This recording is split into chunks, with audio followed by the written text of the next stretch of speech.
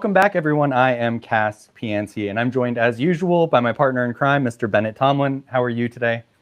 I'm doing okay. How are you, Cass? I'm doing great. We're joined by a very special guest today, Peter Ryan, who we've known for a very long time, and who has his own consultancy firm and a Substack, Ryan Research. You can look it up. That covers history, economics, tech, everything you can possibly imagine. But we have yet to have you join us on the show, Peter. So first of all, welcome, and second of all, how are you? Great. We have been colleagues, I dare say friends, for a number of years, especially kind of the heyday of the late 2010s of crypto journalism and content. It's great to be on the show. You guys are a huge, influential assemblage duo in the space. And so I would have loved to come on earlier, but as I was telling you in the pre-show, it felt somewhat like stolen valor to like be on the same plane as you guys. So I'm happy that I can equate a slight niche to you guys at this point, and I feel humbled to be with you. Well, Peter, that's a little bit, sorry, Cass, but Peter, that's a little bit of a funny thing to say, considering your history in the industry was leading research for CoinDesk, and Cass, in my history in the industry before we started this podcast, was tweeting at people angrily. It's not by the title; it's by the content. Actually, I'm just trying to flatter you. That's it. Actually, the best meme about Crypto Critics Corner is by Peter, in which he shows a guy saying, "Oh, Crypto Critics Corner, it's about crypto criticism," and then over his head, it's like, "No, it's about best friends." But yeah, that's all besides the point. Peter, we've been talking to you for a really long time, and I think most people are probably unaware of the first thing we're going to be talking about. So the reason we crossed paths originally was because we were all talking, the main thing we were all talking about back in 2017, the end of 2017, was something called the block size wars. And I think we've maybe gone over this a little bit on the podcast, but really we've never gone into a deep dive about it. And your recently published work, which is fantastic, Money by Vile Means. Am I getting that right? So your recent piece goes over the block size war, and yeah, can you describe what the block size war is and what it meant to the history of Bitcoin? Sure. So Money by Vile Means, I have an abridged version in Compact Magazine, and the extended version is on my Substack to get all the juicy details and extra sources. But what the block size war was, it forms an essential piece of the essay I wrote. And it is so important because it intersects many of the core myths of Bitcoin and how those myths became debunked in the process of going through that block size war. And so the way I would frame it is that in many ways, it should never have been a war. As far as I see it, and I think there's definitely a faction that sees it that way, is that Bitcoin was always meant to go down one side of that war, which was increasing the block size. In the blockchain, there's blocks. Blocks contain transaction requests. The more transaction requests you can fit inside a block, the more fees miners can generate, the more efficient and productive each block is for the blockchain. And so this is the natural way that the blockchain would scale and get into actually competing with Visa and other major payment processors. So this seemed to be what everyone will say, this is the way Satoshi envisioned it. This is the way a lot of early developers always talked about it on Bitcoin.talk forum and other communication platforms.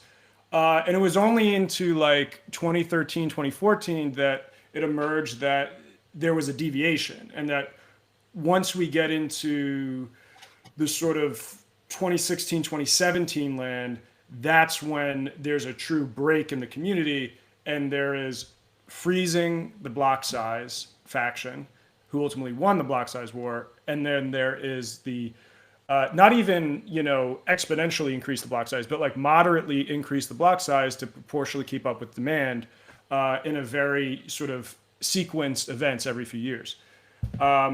And so that occurs in about 2017, and this chapter going through that kind of year 2017 through 2018 forms kind of the backbone of this critical period where all these decentralized open source software ideas, they get tested. All these free market ideas, they get tested.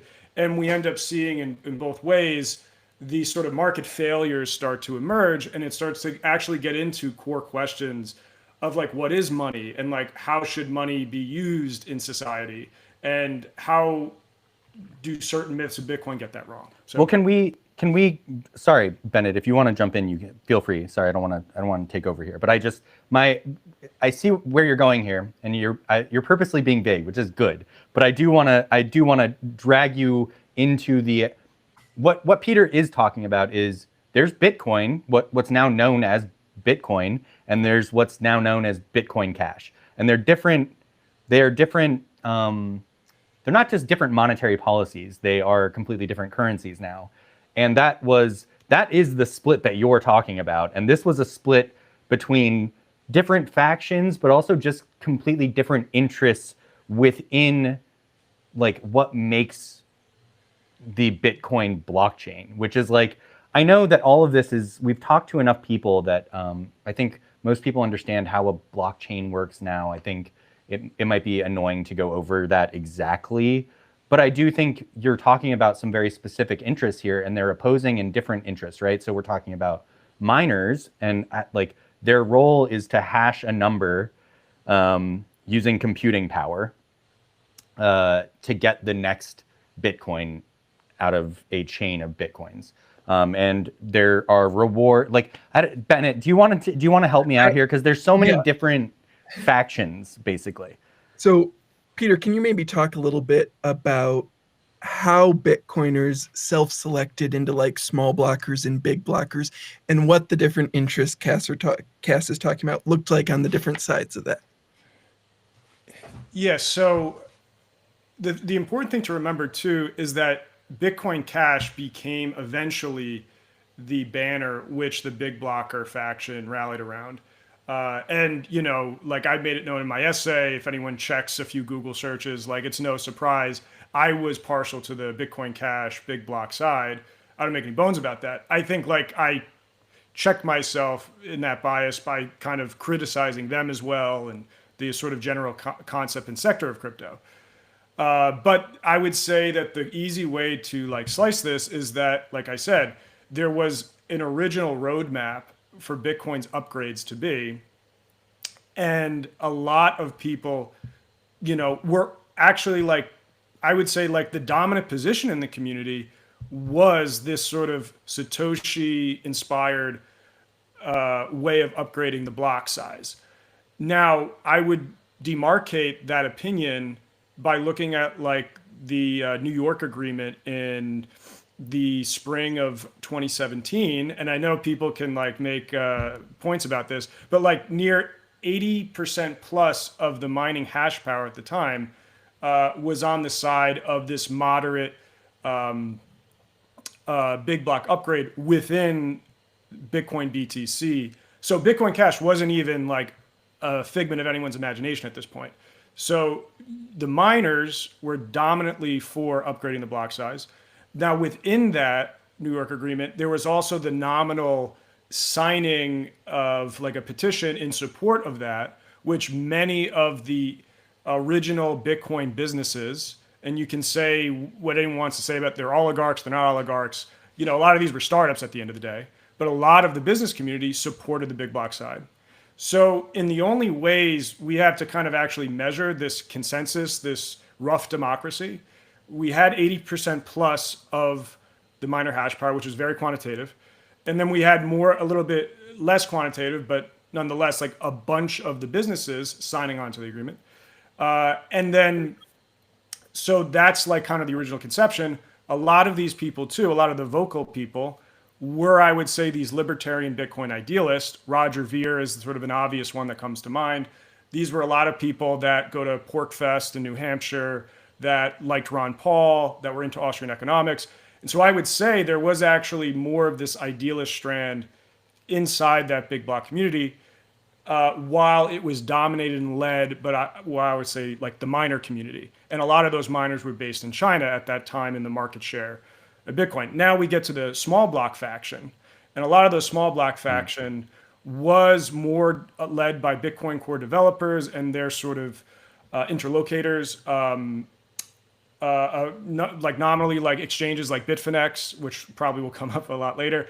Yeah. They were in support of that small block Bitcoin core kind of led faction. And what I will say, and I document this in the essay, in terms of quantitatively measuring these sides, the big issue to demonstrate how popular and grassroots the small block side was in terms of their argument was the user activated soft fork kind of campaign. And so we have all the non-mining nodes out there that would raise a flag on them and would indicate if they support this small block shibboleth, if you will, that would say, I vote for the user activated soft fork. We don't have to get into the roots of that. We just have to know, like, this is their way of declaring how many of them are.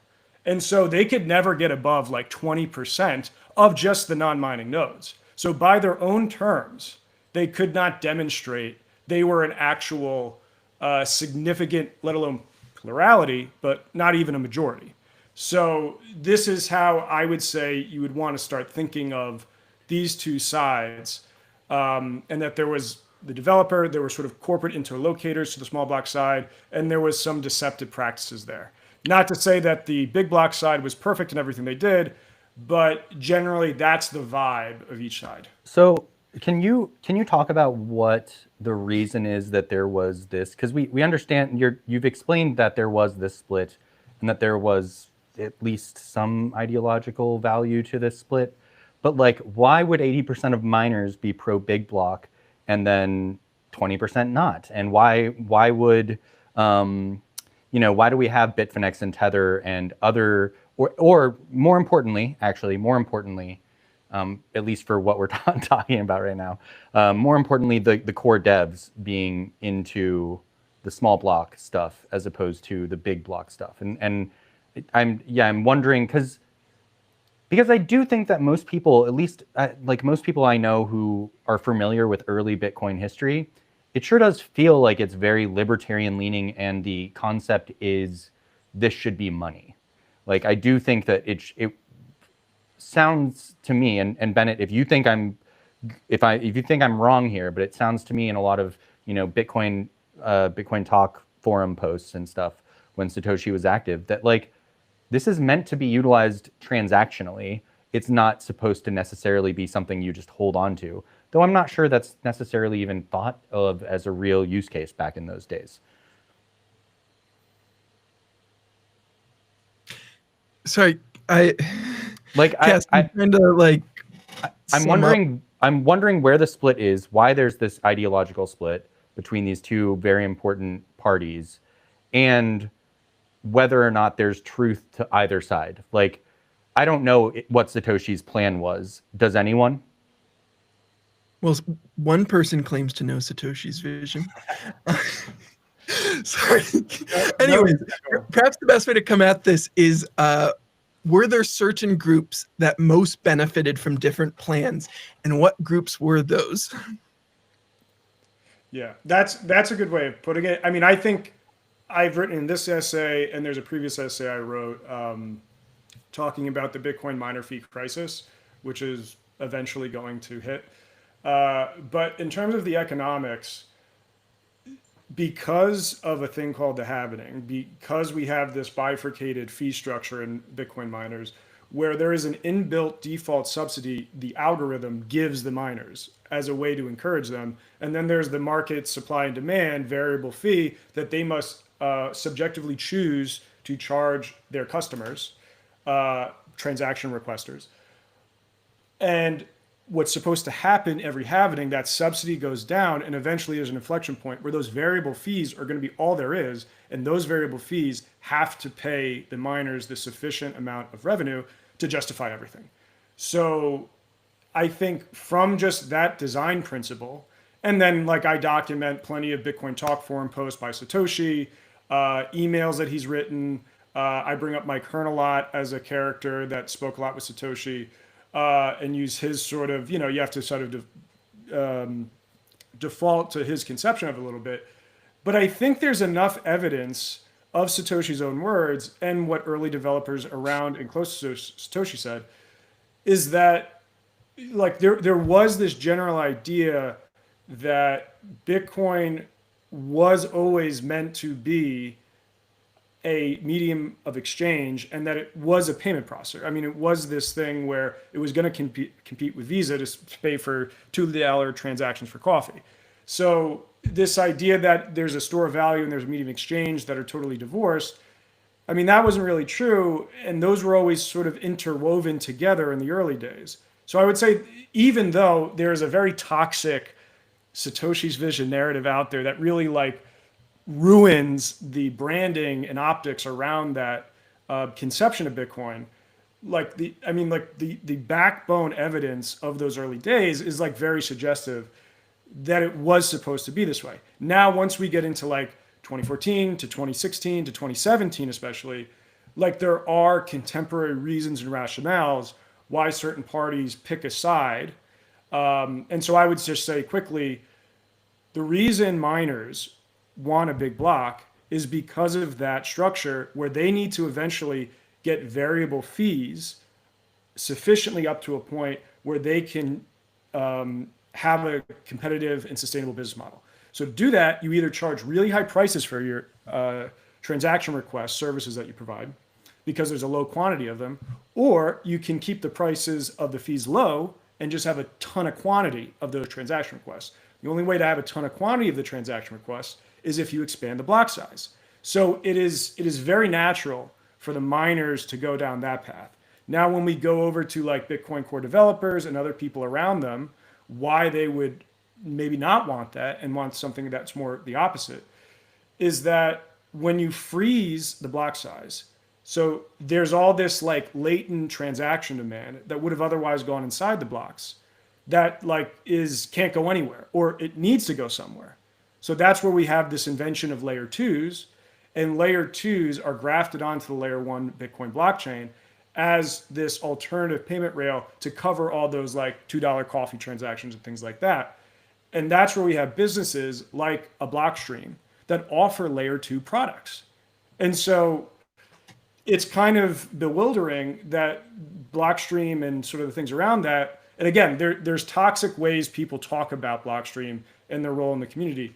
But again, I would hope people start from first principles and just look at what they are. They offer a layer two product. They have a natural conflict of interest where they want to freeze the blocks on the Bitcoin layer one blockchain. So all that latent transaction demand goes to their layer two product. And Blockstream funded and supported many of the Bitcoin core developers. And there was a natural assemblage of fellow interested parties. Like for instance, Bitfinex was an exchange that did not go for the New York agreement in support of big blocks. They were very unsupportive, and it only became like known later down the road after denials. And I actually cite in my essay instances where both you two are like talking with Samson Mao and Adam Back, and you're inquiring on them on certain things about, did you invest in this company or in that? And it wasn't until like 2021 that they completely reversed course and admitted like things like they actually were an investor in Blockstream in the early days. They weren't just like a customer of Blockstream. They were like a seed investor. And so when you're supporting Bitcoin core developers and you're a seed investor in like the dominant layer two alternative to layer one blockchain transaction demand, like this is a really big conflict of interest. And I'm not even saying that could be wrong in and of itself. One of the problems is that conflict of interest or that alternative value proposition was not properly disclosed and not properly argued from that standpoint. I think that's a fair summary. Though when I hear it, the first points I come back to are, is there latent transaction demand, right? Fees on Bitcoin right now are under 1 sat a byte, right? Or 1 sat per V byte. And if this was meant to benefit things like Liquid, why does no one use Liquid? Yeah, so that's a good question. So this is where my essay works on two planes. It's one, using the internal logic of Bitcoin and, you know, sort of the free market Austrian economic premises that go into that. And I use that as a way to like argue these things break down. But then there's a second plane of just looking at it when you're not already inside the logic of Bitcoiners and you're looking at it from like just anyone approaching economics from a neutral level. And so I would say, one, you could say the reason that there's no demand today for liquid in the ways that we would think about is because a lot of these dominant narratives took over, and a lot of the infrastructure businesses, and again, like at the end of the day, like marketing that would be used to communicate how you use Bitcoin was set aside to make way for the store of value narrative, for speculative trading narratives, for like, you know, just throw it in an ETF and like invest in that narrative. So a lot of the ways in which we maybe would have seen that, and again, there were periods where we saw surges in transaction demand that obviously the big block side would always say, when you do that and you're not increasing the block size, you're just going to see the surging of fees. And like, so that has been historical episodes where we do see that. And always, because the fees rise proportional to the transaction demand, it basically kills the transaction demand and people stop using it. So I would say from the internal Bitcoin logic, it probably could have had an alternative history where that demand was properly placed inside the layer one and the narratives that could support it would be there. But I would say from the outsider logic, you could say that crypto, there's a fundamental problem with crypto is that that's not how people use money. That's not the institutional environment that money can operate in, where people use their bank accounts to move bank deposits back and forth to pay their bills, to pay each other. And there's a huge institutional level of trust, of regulation, of risk offsetting that goes into that like libertarian oriented people like can't fathom, and like how people would prefer their banks, and even in some cases more like you could even say like people would maybe even seriously trust a central bank digital currency. I might raise eyebrows with that more if given the chance than like one of these Caribbean island started cryptocurrencies. And that's because of a lot of implicit status logic that normal people just consider without thinking about it. It's so funny. Like I don't want to drive us too off track here because I think there's more history to delve into about this.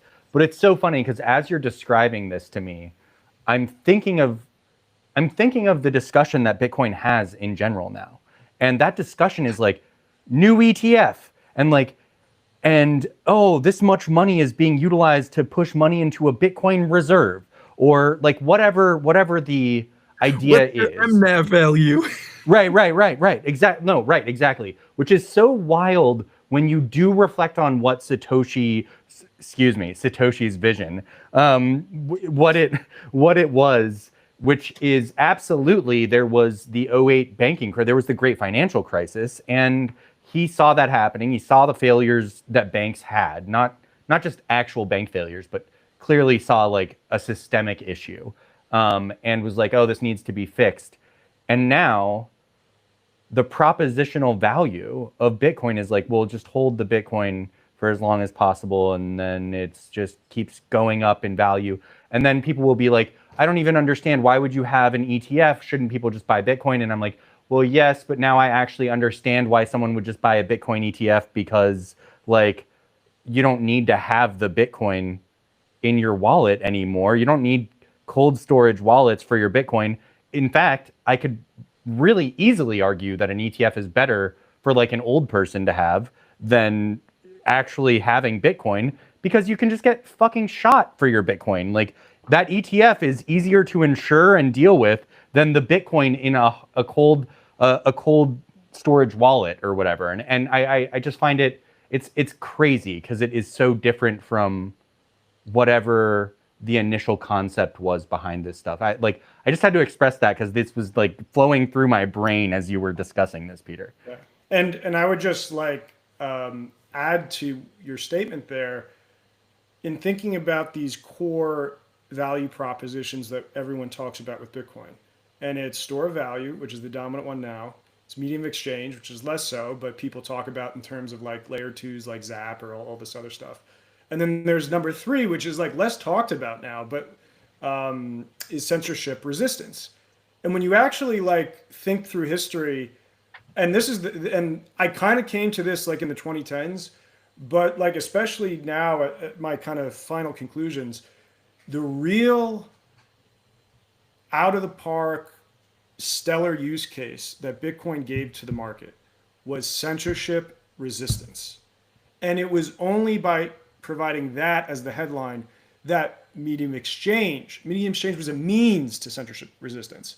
And that store of value then becomes a tertiary property where it's like, we want store of value, like in the sense that it's stable, right? So you can transact it as a medium and avoid getting it censored. But this is like, and this has always been the benefit of like something as simple as cash, right? Like if we want to just break it down, like that is when cash being valuable back in the day is like, you can't stop me from accumulating cash. You just can't do it. Like you can, if I put it in a bank, you can take away my bank deposit. But me just having cash and using it on hand, you cannot stop that. And that is the beauty of it. And I think,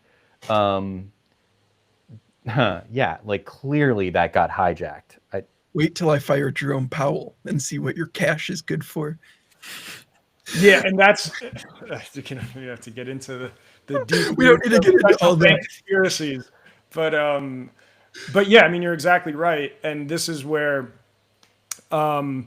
today when we talk about ETFs, when we talk about Bitcoin treasuries, like when I think of Bitcoin, the only reason it like halfway makes sense is because of the censorship resistance.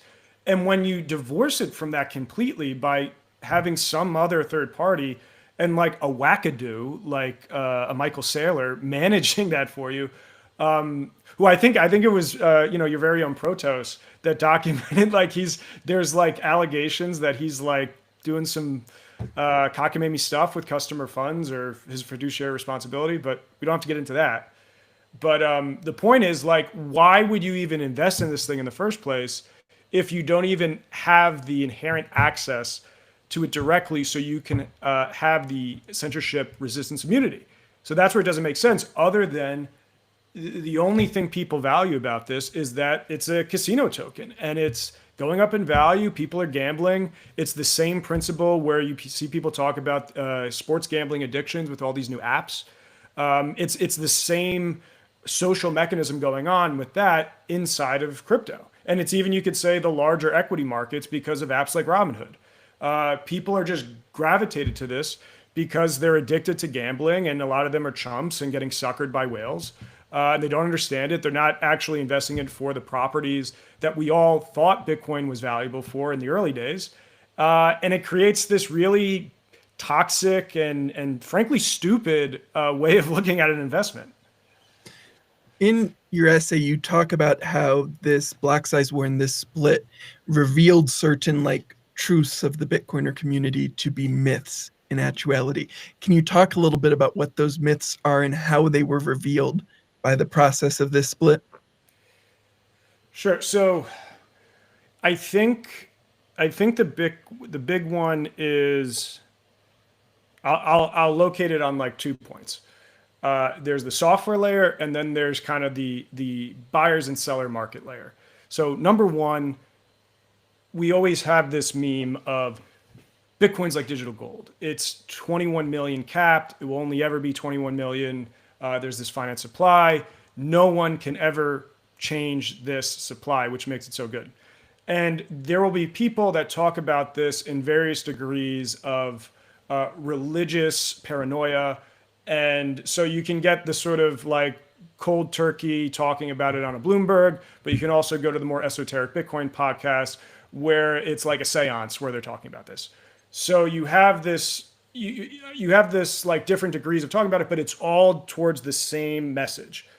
No one can touch the supply of Bitcoin tokens out there. But that is an unexamined proposition. And so once you start asking critical questions, you say, well, like, how, why, what's going on there? And when I started to ask some of these questions, it just became obvious that it's like, okay, well, Bitcoin is not like a commodity that's you dig out of the ground. It's a software, and software is made by humans. It's also upgraded by humans. So there's a continuum of human interaction on this thing. So like, who are these humans? And so then you get into, like we've talked about Bitcoin Core, but as more of a general conception of that, there's only a few elite developers that have a role in actually shaping the code of Bitcoin. And the code of Bitcoin is essentially part and parcel to its definition of monetary policy, which keeps that supply limited. So when you think about it, it's like 90% of Bitcoin's code was generated by like over 40 people. So when you like that's a very different statement than you'll hear on all those other shows that talk about the religiosity of this supply cap. And so when you start conceptualizing that, you say, okay, 40 people.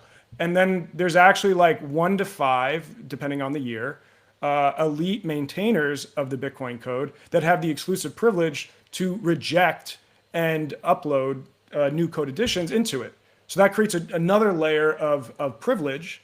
And by privilege, you also have increased risk of capture by, more, nuanced factors that are passive and things like that, but also of direct capture by the state or like very bad oligarchic interests, things like that.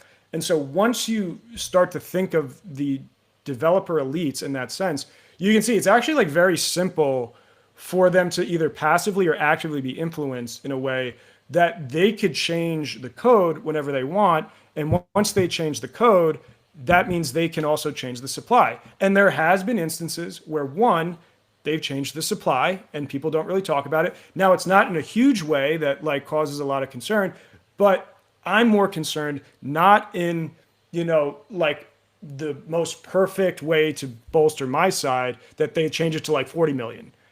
I'm talking about the claim that's made by all those Bitcoiners is that no one can, that there's not a single person on earth that can do that. And my question is, well, is it technically possible?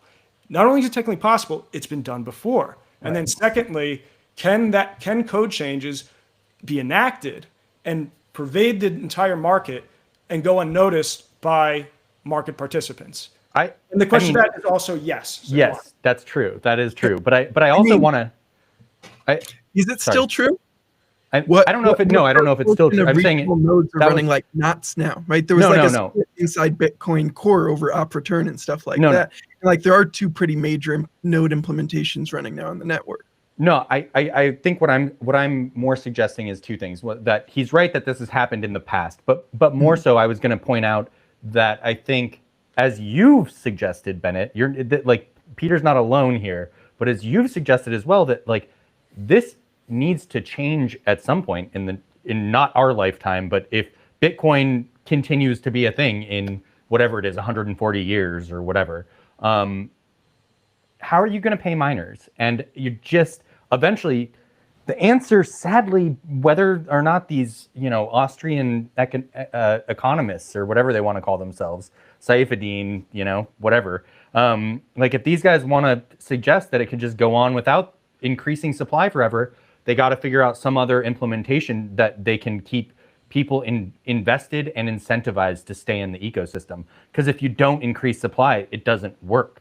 And like that's kind of like how economics works. I don't know how you secure the system if you don't do that at some point. Yeah, and just to add, like, and I don't mean to like aggrandize anyone's one statement or their position in Bitcoin, but a character that's a developer like Peter Todd has literally advocated for the concept of increasing the supply cap to do more subsidy rewards to make sure that miner fee crisis doesn't happen. So if that gets implemented, that's another question. How influential is Todd? Another question. But the point is that this is a conversation point inside that developer community. And so that's where you look at that. You look at the fact that while there are competing things like knots now, there's like a whole funny like recreation of like Bitcoin Core conspiracy for people today. I think the point is like it's a question of like market dominance. How do like kind of natural monopolies form? How do competitors within the open source software community and the wider sort of way we engage with open source software, which is like, we'd love to think it's like all of the cool people that can download this open source software and run it themselves. But like the reality is that doesn't really matter as so much as the limited access ramps of exchanges and the buyers and sellers on top of that that actually determine who is in the dominant position. So that's where we could say Knots is like an interesting example of people realizing a incumbent developer group is distorting the project in a way they don't like, so they create this competitor, but they're just recreating the failed thinking of like a Bitcoin Cash or some of these other projects which have tried to do that and have ultimately wound up on the dustbin of history. And like, I would say it's an even more of an uphill battle today, because back then there was still like a grassroots, like level playing field to some degree. Now, like you're competing with like the government is essentially, part of the Bitcoin elite cadre now. And I don't think the government is really going to let like anyone, let alone the government, but like anyone that's like doing an ETF of Bitcoin and getting really involved in it. Like there's just way too much institutional support around this, and it's an institutional support that's frankly either like bad people that don't care about the values and like how it works, they just want to make money, and stupid people. Like there are boomers that have a lot of money and access to capital that are just like throwing 2% at this or trying it out because that's what they see on CNBC. And they're just dumb. They just don't know what this is. They don't care about the mechanics of it, why people invented it in the first place, why people advocate for it. And so you just have all these lemmings that are going to keep pushing this dominant incumbent Bitcoin version ahead. And no matter what competitors like Knots or in the past like Bitcoin Cash has tried to do, they can't really fight that uphill battle. So it sounds like what we're kind of getting at is Bitcoin ends up being what people agree Bitcoin is. And with that as the context, you want to talk a little bit about the fight for the BTC ticker towards the end of 2017 and kind of some of the games the different parties were playing to be the real Bitcoin in that era? Yeah, so I would say, I mentioned earlier that Bitcoin Cash was not even a figment of anyone's imagination in the spring of 2017 when the New York Agreement was signed. And I would say from that New York Agreement through the summer into November, where it was scheduled to go live, but ultimately it was canceled due to alleged lack of consensus of the community, which I make a point in my essay, it was never measured. It was never stated in the cancellation letter that was given out that what the numbers were, like what percentage of the community said what. So like there was never an argument of what is the actual quantitative measurement of support for this or that version. But besides the point, the mimetic sphere of it, the pressure campaign, the narrow concentrated channels that led to that result influenced the cancellation of a block size upgrade on the Bitcoin BTC blockchain itself. And I would say that was the dominant side of BitBlockers all through this period. And Bitcoin Cash, which was created like August 1st of 2017, it was not, I mean, again, we'll never know some of the closed door conversations that were had, but as far as we can read that's publicly available, it was a minority group of the big blockers that set that up. And from my reading, it is likely, when I look at some of the documentation around it, it is likely some form of Chinese miners that led it. I don't know who, but that's my sort of hot take. Don't know who? Yeah, I'm just saying, like, I'm just going by what evidence I can pinpoint. What I can pinpoint when you read some of the letters of launching Bitcoin Cash, or especially the flippening letter, which we can get into later. Like what I look at there is it is clearly not American English that was used to write that. And when I think about that, I think, okay, well, it makes sense that maybe it's like UK English used in Hong Kong. And so that's like that's one of these connections that I make of like how you might think about that. But point being, it was a splinter of a minority of big blockers that started Bitcoin Cash on August 1st, 2017. By the time November hits and the big block version on BTC is canceled, now basically there's no other alternative to doing this. So the flippening letter, which I mentioned, is released early November, right along the time that the upgrade gets canceled on BTC. And this letter is just a call to action to say, hey, we're going to get all of our collective mining hash power. We're going to take it off Bitcoin BTC, and we're going to put it on Bitcoin Cash, BCH.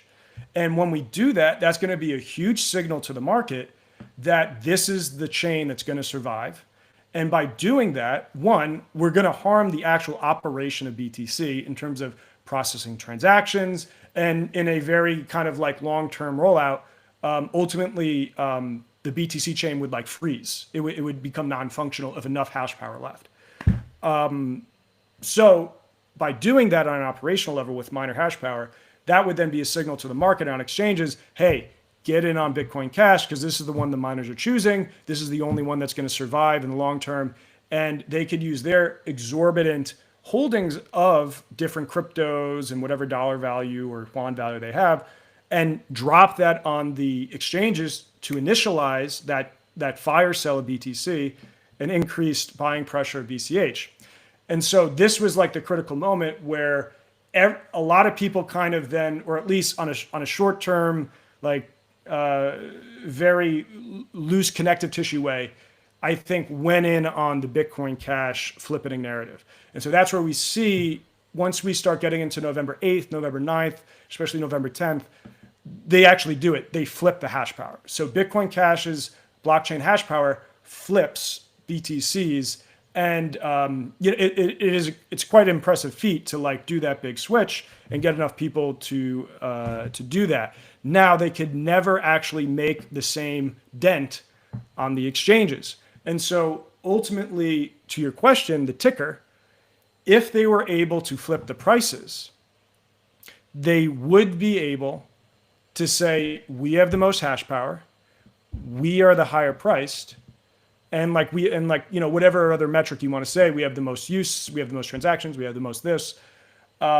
Eventually, that would then lead the community to have to award the BTC ticker in some sense, and kind of like the singular name of the Bitcoin to Bitcoin Cash.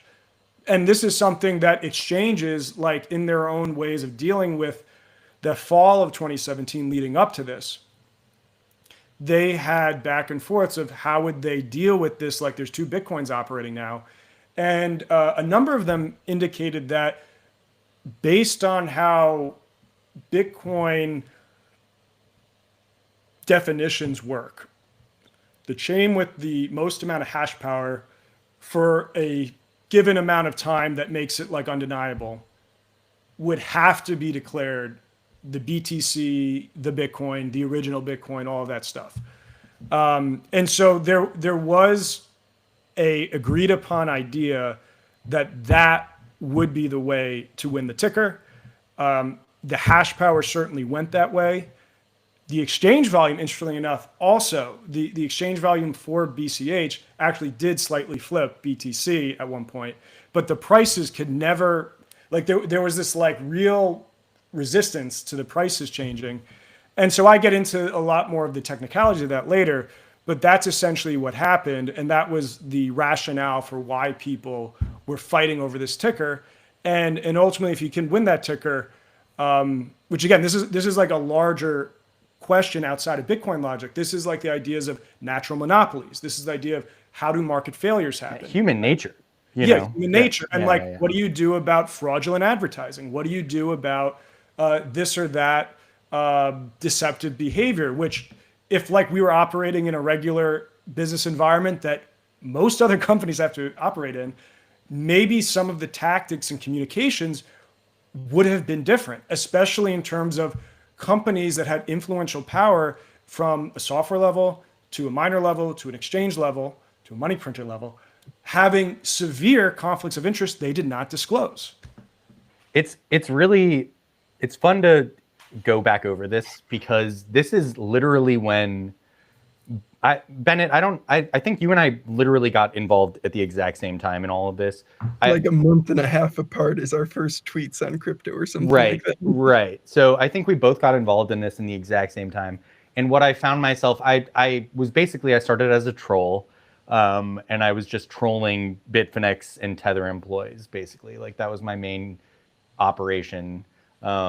And then very shortly thereafter, I did. Elon Carlo, or did Elon Carlo come later? No, I started as a Giancarlo clone, and then I became Elon Carlo, and then I started actually writing articles. But I did I did have a shift here, and I think what I started noticing in November, December of 2017, I guess December of 2017, is that suddenly there were a bunch of people involved with Bitcoin Cash who were following me and, talking to me about this stuff, even though I was involved in something I thought was completely unrelated, which is to say Tether, Bitfinex, like those were the main things that I was following, thanks to an account called Bitfinex, who I don't know how active he is anymore, but was very important in all of this. I think just even for calling out Tether as shady, like that enough was incredibly important.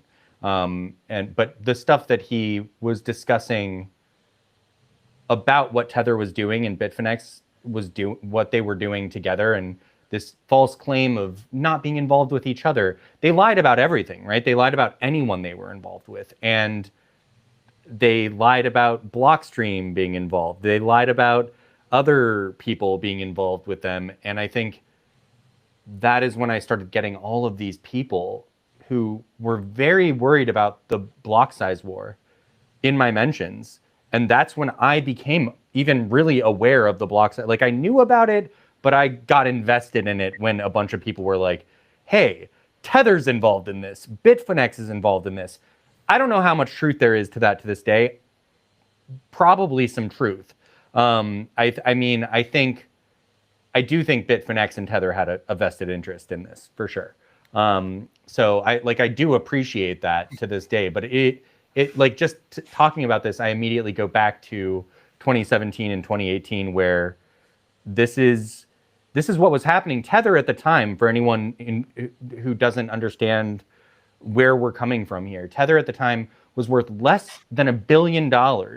It's worth almost $200 billion now. Less than 100 million at the end of 2017. Right. This was January 2017, 10 million Tether supply. Right. Yeah, and then right. By the end of the year, that summer, and was like close to 100 million by the end of that year, I think. But nothing compared to now, which is just wild to think about, because all of it is so. I don't know why we lost our minds. It's it's extraordinary. It's just extraordinary, and I have nothing to say about it.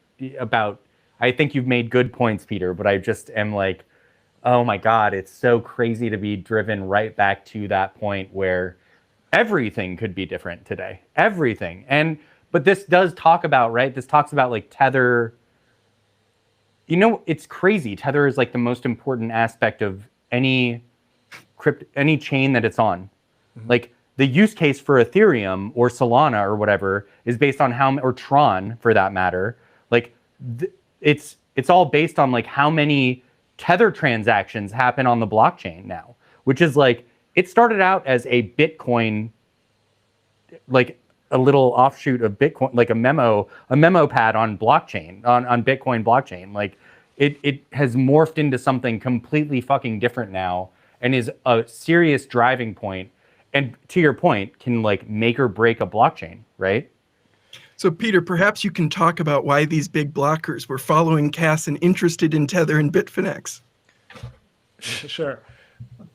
So the problem for me in 2017 was, as I laid out, there was all this market evidence that the support and dominant position was for the big block side. And then, so you can look at it from the New York agreement, you can look at it from the very low support for the small blockers measured by the user activated software, software listening node count, under 20%. It's like anyone can look that up. And just like there were so many ways you could say, like, it doesn't make sense. This has to be the way from a measuring of the support level to the way that this is designed to work in the long term. This is the only way it can be.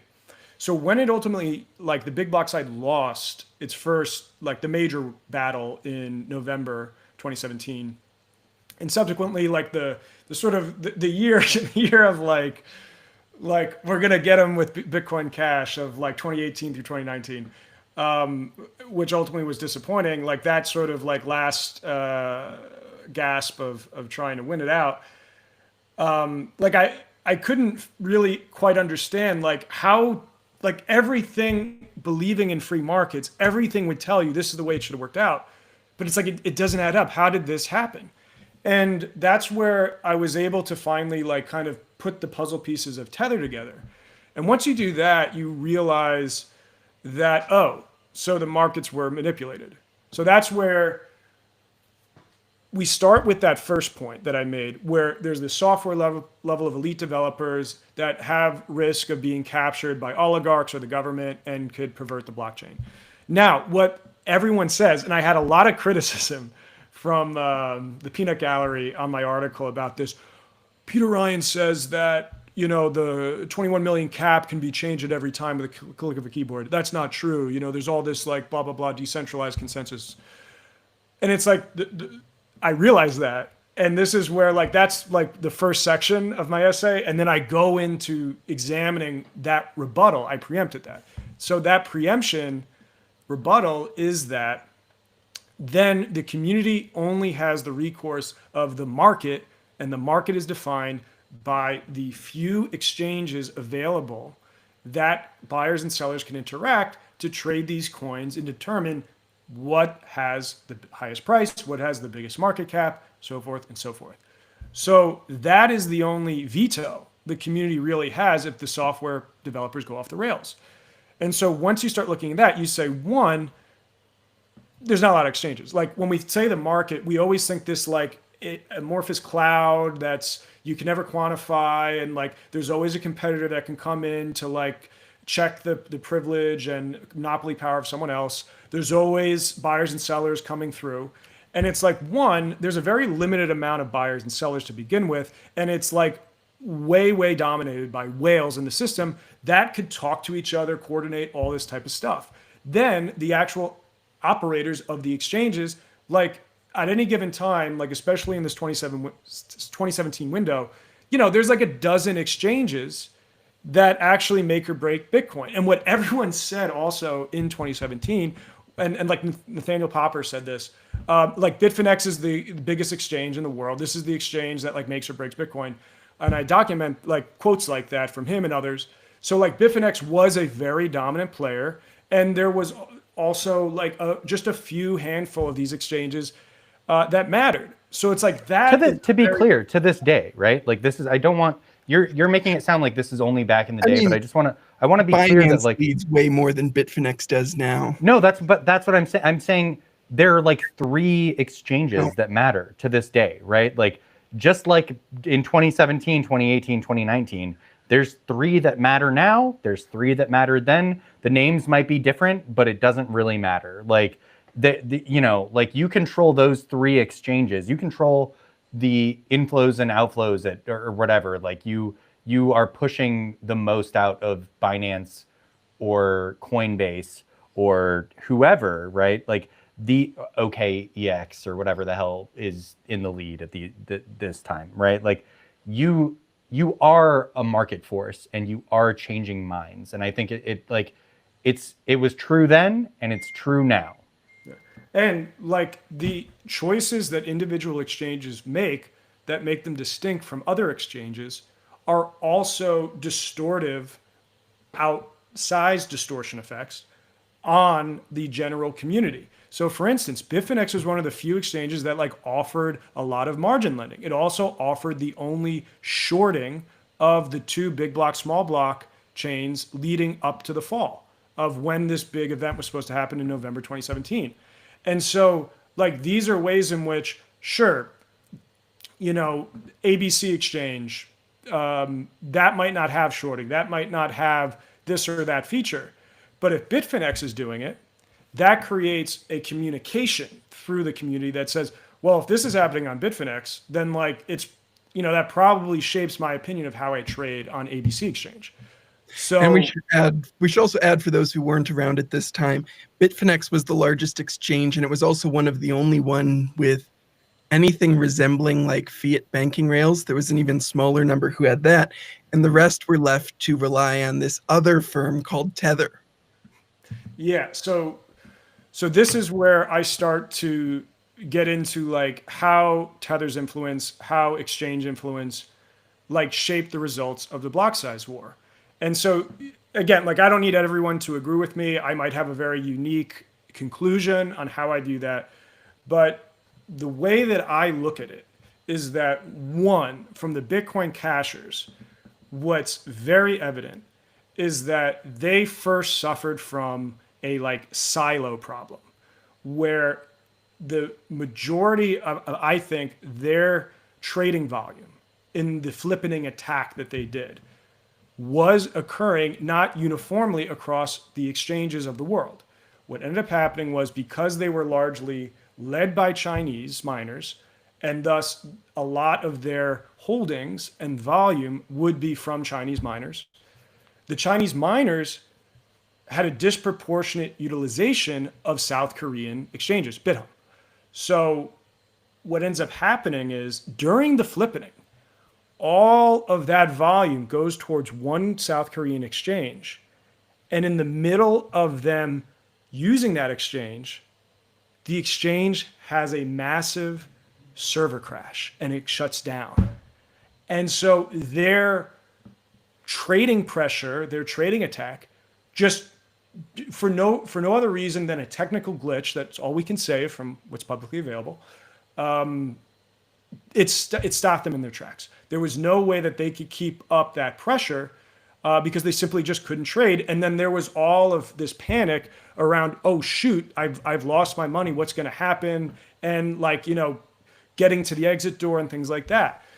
So that was an initial problem. I don't think the Bitcoin cashers with their flippening plans really actually, like it was actually like a glaring problem with them that they couldn't think through like, hey, if we just like throw tons of like unprecedented volume at this one South Korean exchange, is that going to create a problem versus like uniformly distributing it? And so no one considered that. And so they crash the servers, it stops them in their tracks.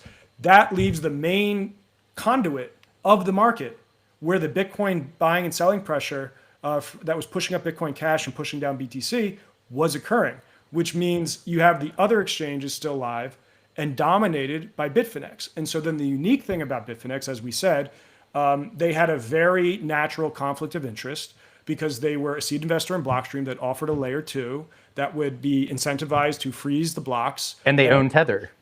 Yeah, and so that was the other thing. And then it comes out they own Tether as well, and Tether being the synthetic dollar trading instrument that was going on in all the crypto exchanges, and that would come out later. It just proven they were unbacked. They would have a 1-to-1 peg with the dollar that they alleged had perfect redemption whenever you wanted for 100% of the value of what it would allege to be worth. It turns out that wasn't the case. They were fractionally reserving. And even more egregious is that they weren't exactly just accepting money, in my opinion, and then sort of like spending it out and then, doing it that way where they get the money and then they drain it and that's the fraction.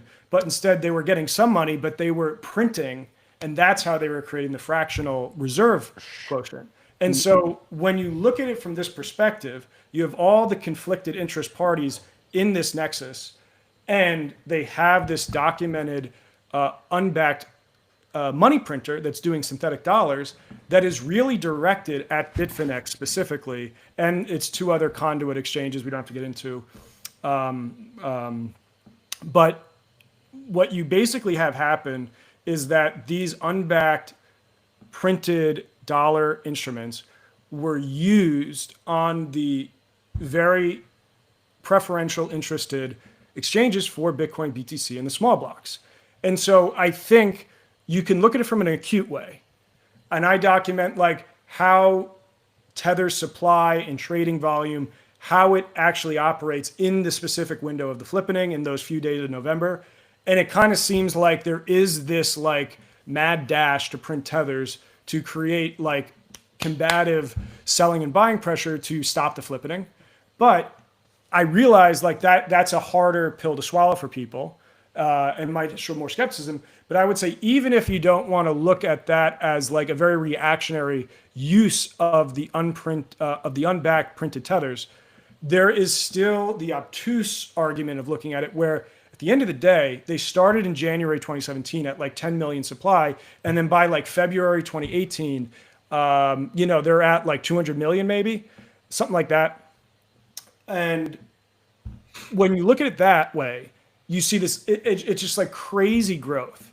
And when you just see that, whether it was like a reactionary short-term combative burst that they did to stop this flippening, or it was in actuality more of a passive way in which they didn't excuse them of anything. It's just they were able to print these unbacked reserve tethers that would bolster their side in a very steady and long-term way that would, whether Bitcoin Cash emerged or not, it was always going to prop up their chosen Bitcoin small block BTC and any other challenger like Ethereum or this, even though tethers would naturally spill over into inflating the wider crypto market.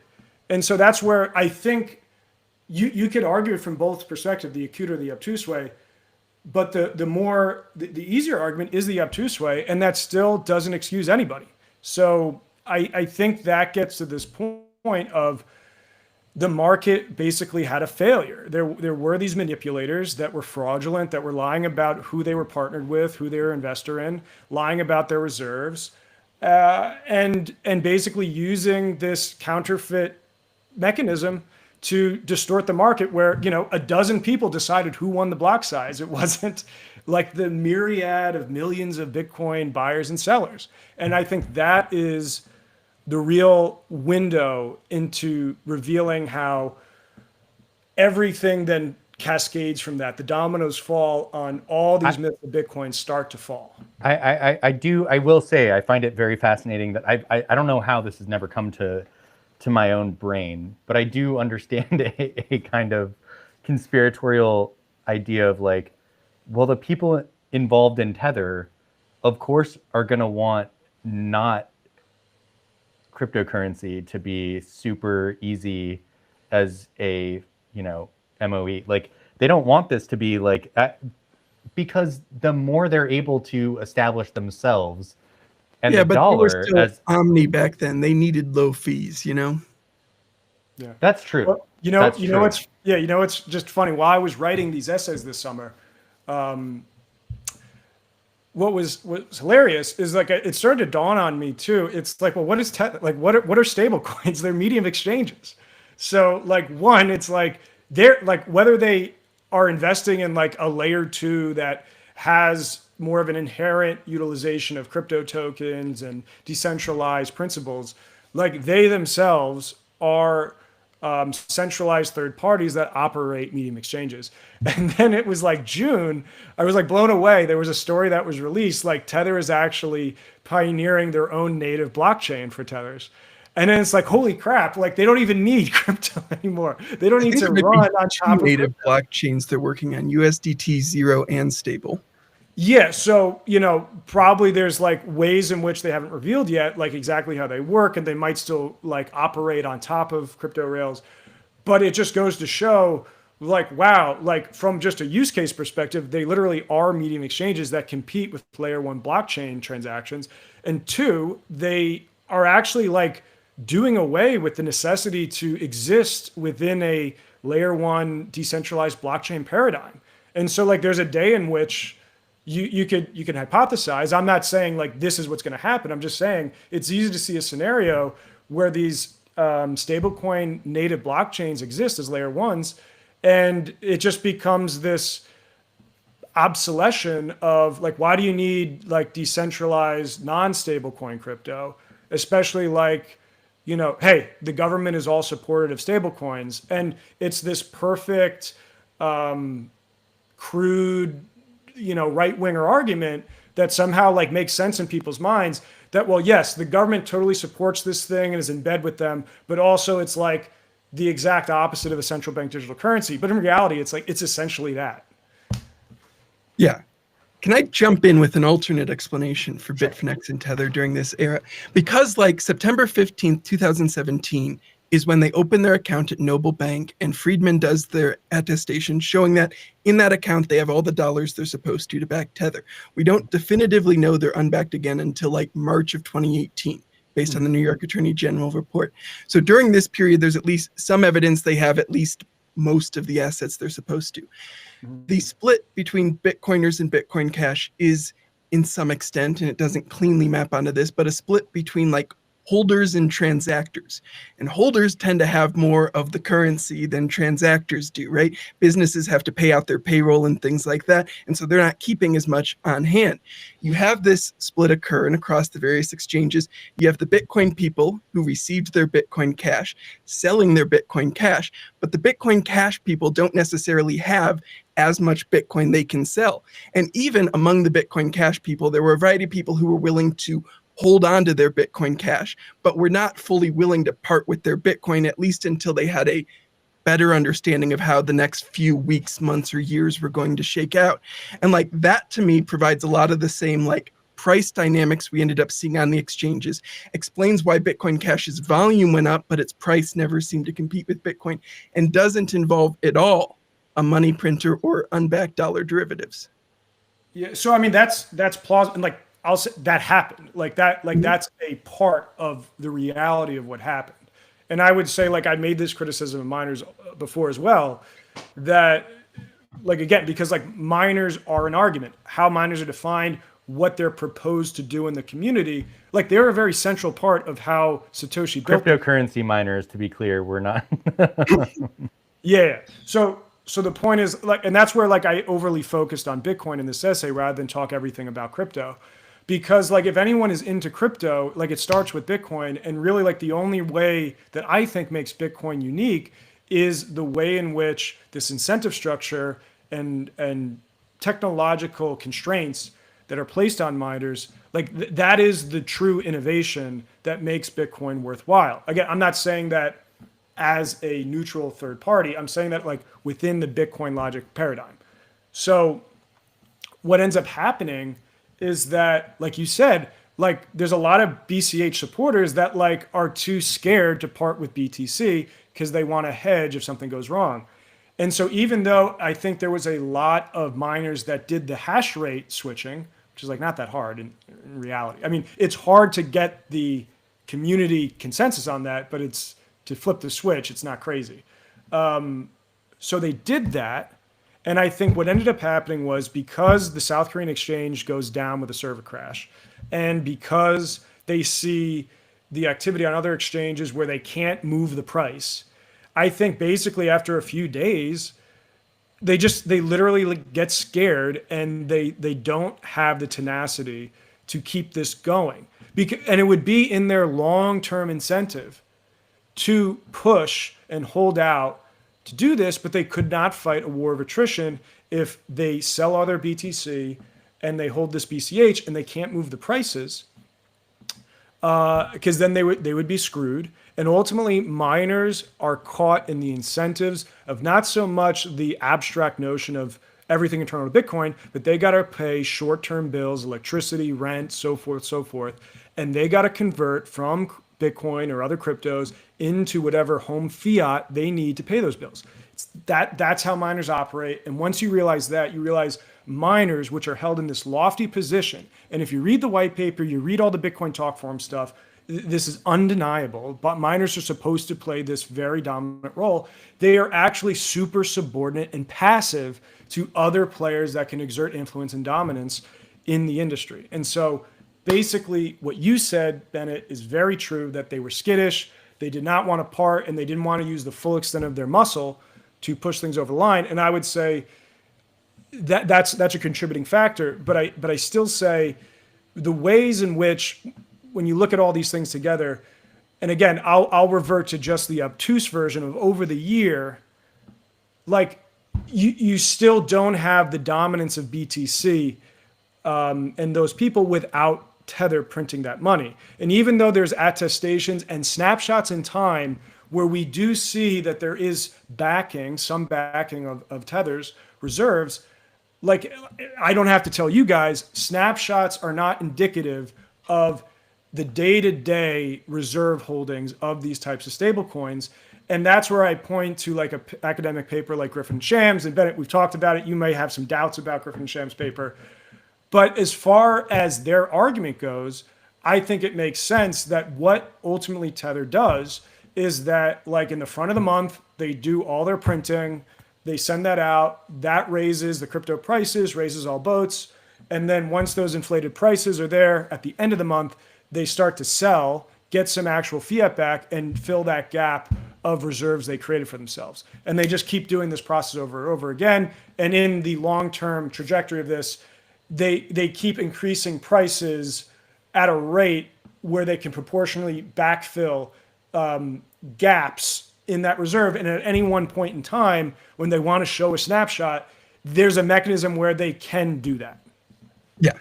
Yeah. And the Griffin and Shams paper is interesting in this discussion because one of the biggest reasons I'm skeptical of its conclusion is because if you take out the two most important months in terms of the flow, the two largest, most aberrant months in terms of flows, the relationship goes from like large enough to obviously be able to backfill the reserves to a much smaller relationship that makes it a lot less clear they'd be able to backfill the reserves. And like the 2 months in question are December 2017 and January 2018, which is funny in this context that those would be the two most aberrant months because those are pretty close on the calendar to the period we are talking about. But like that, broadly for the audience, that's one of my critiques of the Griffin and Shams paper, is that eliminating the two most extreme values really weakens the relationship they discuss. And just to really dig into basic stuff in case anyone watching doesn't understand this, the idea with accounting in general is that you should be able to account for the money throughout every day and every hour. Like you should be able to know how you got the money, where the money went, who had the money before, and who you gave it to. Like these are basic accounting principles. And once you start to deviate from those accounting principles, like we're just going to show you how much money we have in a bank account once a month, there start to be problems with that, right? Because now you're literally finding out by the accountant, we're going to check the account on March 1st or whatever. And as long as you have the right amount of money in that bank account on that day, I guess everything is fine. Well, you can do a lot of things to make sure there's enough money in that bank account to make it look like everything is fine. If you're told when that is going to be checked and you have some reasonable amount of heads up, you can get a loan. You can do, like, there's any number of things you can do to change these numbers. And what we're talking about here is that, there's issues with this study, but like, if you can't follow basic accounting principles, there's just a general problem, especially if your main goal is to be a stable coin, right? If your main goal is to be like, I can prove how many assets I have, where they're located, how much is in my possession specifically, and how much I can give out to customers, and you can only do that once a month, well, there's a big fucking problem. So like these are issues that play a role in all of this because it means that the money is probably being utilized for other things at other times, and you have no idea what for. Well, I'll say this as well. I don't think Griffin and Shams, in their original writing of the paper, were saying so much as like, we definitively prove that tethers were unbacked in the fashion that we write. What they were more so laying out was the hypothesis, like if they were doing it based on the data we can grab, like this is how it would go down. And so I think that where the Griffin Shams paper comes in as most useful is understanding the concept of how a stable coin like this would undergo, this priming the pump of the crypto coins, of how they would do that, how they would print, how they would backfill reserves. And so you start to understand that. And so where you get into more definitive evidence, this is where like we get to 2018 to 2019 of these actual legal cases where like Tether's lawyers admitting like yes, in an affidavit, like we had unbacked reserves. So again, that becomes a question of when in the timeline did that occur? How long did it occur? How are those funds distributed? There's the, someone could even, I'll use the devil's argument of, yeah, but like maybe Tether didn't have it in their bank account, but they were utilizing Bitfinex's bank account. And like technically, okay, that wasn't their reserves, but like they had access to money that they could move around. But you could, there's ways that you could then rebuttal that. Yeah. But the point of the matter is like, we have the concept through Griffin and Shams of explaining how this could work. We have more so the legal cases and the settlement with the New York AG that really like, no one can say otherwise. Like, even though it was a settlement and all this type of stuff, that's kind of an open shut case. Like they, at that time, through the 2017 to 2018, they had periods of time of having unbacked reserves. This is from what the New York J found. This is also from what their lawyers said. One of the things also that's very interesting, that as just a community participant that I was, and going through the process of just conversations and comms and all this type of thing, and research, one of the things that seemed like concerning, but like no one kind of made it into a bigger issue than it was people started questioning the redemption window of Tether. So if you had Tether tokens, there's the implicit understanding I should be able to go to Tether and just like cash out one-to-one. But then it became an issue when I believe it was that community manager Zane Tackett that was the mouthpiece that was actually kind of doing them a disservice. People were who played a role in FTX. I just want to say this lad was involved in FTX when FTX went down as well. Yeah. That is one mouthpiece that Juan Carlo wishes would stop talking in whale pool chats. Yeah. I think everyone wishes he would stop talking. So there you go. But the point that I'm trying to say here is that for the first time, this mouthpiece of Tether was like indicating like, well, not everybody can redeem their Tethers. It was like, wait, what? Like that was I remember that being a reverberating vibe through like that era of some crypto participants, like thinking like, how can you be one-to-one and then like have a clique of like whitelisted people you redeem for? But if I'm just, hey, maybe I'm not just an individual like schmuck. Maybe like I'm an institutional investor that has 2% of my shit in Bitcoin and I'm using stable coins to trade that. Hey, I got a decent amount of holdings. Maybe I wasn't like, at the latest Bitcoin conference, but I got enough money and I'm using this stuff. I deserve to go to Tether and get this redeemed. That's what's on the tin of Tether. I should be able to redeem this one-to-one. But when that starts to happen, you say, oh, no, we can't redeem you. That is a huge red flag that indicates, well, if they're not redeeming anybody but their whitelisted clients, that means they likely can't sufficiently provide the withdrawals for the reserves they claim to have. So you have that, not so much as like you say, Bennett, it's not so much they are saying this is the definitive evidence, but more so using Griffin Shams to say, this is a way of explaining a concept of how this stuff could work. And then you go to the New York AG and others to show like, okay, like really open and shut case, there was unbacked stuff going on. I think when you combine all those things together, it's a pretty clear case that there was some version of this that was going on. And again, if we look at it from an obtuse way, so the passive way that they did that, regardless of whatever competitor came to them, big blocks or even Vitalik with Ethereum or any other coin, they had the passive incumbent privilege using this money printer that was directed mostly at their coin to keep them in incumbency. So we're already like 1:30 into this, and I know we could probably go for like 2 or 3 more hours without an issue. And I mean that not hyperbolically.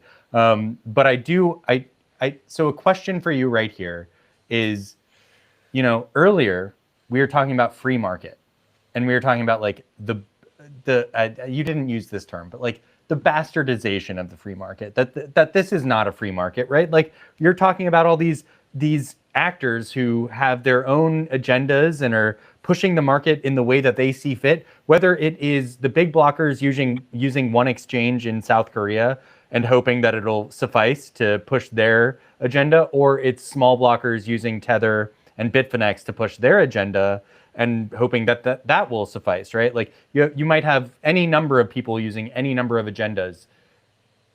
Isn't that the free market? Like, isn't the argument here that is in fact what the free market looks like, is a bunch of Wild West scumbags shooting each other in the chest until one of them wins? In a way, like that's what the market is. And it really takes us going back to our foundations of like, what are our first principles of how we come to understand these things and we come to advocate for these things. And so that's why, I made a big hubbubaloo, like when like everything kind of clicked for me, like I literally had kind of a identity crisis of being part of this industry, of being a promoter of this industry in whatever way I was doing it, even though like I was maybe on the boat of being critical of obvious scams and things like that. I was still in foundation supportive of this idea. But once all these things clicked and I started understanding, again, these first principles and like, how does the market keep failing and what is money and how does money interact with the state? Because ultimately it's all about the state. Bitcoin is a shadow of fiat currency. Like everything about it is informed by how we look at how the state uses money. So like I basically wrote a little article where I said I'm leaving crypto, and I had research clients and other sort of business clients that were crypto companies. I just had to cut ties. I sold all my crypto. For me, I just couldn't stomach everything that I knew then about it, just advocating for this thing and profiting off it. That's just how my ethical stance started to arise. Next, I then get into I need to really deal with my libertarian priors and read a bunch. And so I did a master's program. I had the, again, sort of the time and space and capacity to just go and say, I'm going to do a master's program. I ended up going to Ireland to do it. I had really good professors there. They exposed me to a lot wider scope of readings that were not Mises or, Rothbard or any of these types. What I valued the most was it wasn't something where I was picking a perspective and then, okay, well, that's my oppositional thing. I was really trying to read from the ground up. It's how did we get to the origination of central banks? How did we get to the origination of the stock market? How did we get to the origination of money as a fiat currency? Or what are these ideas where, how do we prove the case that money was a commodity in the first place and not something inherently linked to the state? And so these were all things that I was really trying to go all the way back to the source and read my way through up to the present. And that's where I've now come to the conclusion that how we think about money is in a much different way than the nominal Bitcoiner narrative. And that in actuality, the state is really the only way that money can exist. And the state's passive allowance of a private currency is not so much that means the private currency is thus more productive or efficient than the state. It's the state is allowing it, and thus the state allows it. It's in fact it's like a shadow fiat currency. So this is where you can go to guys like old 19th century economists like George Knapp, who talks about chartalism, and this is a proto version of MMT, modern monetary theory, and modern monetary is just that's just one lane of thinking about money in this way. But this is where I cite a lot of economists that can get at this. And one of the economists I like is David McWilliams, who's an Irish economist. I highly advise people to check out his book, Money. He came out with it last year. He has a great chapter about crypto and Bitcoin. And he has a lot of great phrases where he's explaining this thing of ultimately private versus state money has always been the battle that's being waged for hundreds of years to some degree. And the issuance and control of money is the biggest weapon in the state's armory. And why would the state give that up? So it's either the state using that, whether it's an authoritarian or more of my ideal version. The only way to deal with this and actually get some of the ideals, if you disconnect the means from the ends, the ideals of Bitcoin is a more democratic utilization of the finance system, of money, And it is only possible, now my final conclusion, to get those ideals we all thought about in like 2013 in Bitcoin through actually making the state more democratic, of going directly through the state and using those institutions and tools to actually create that type of system.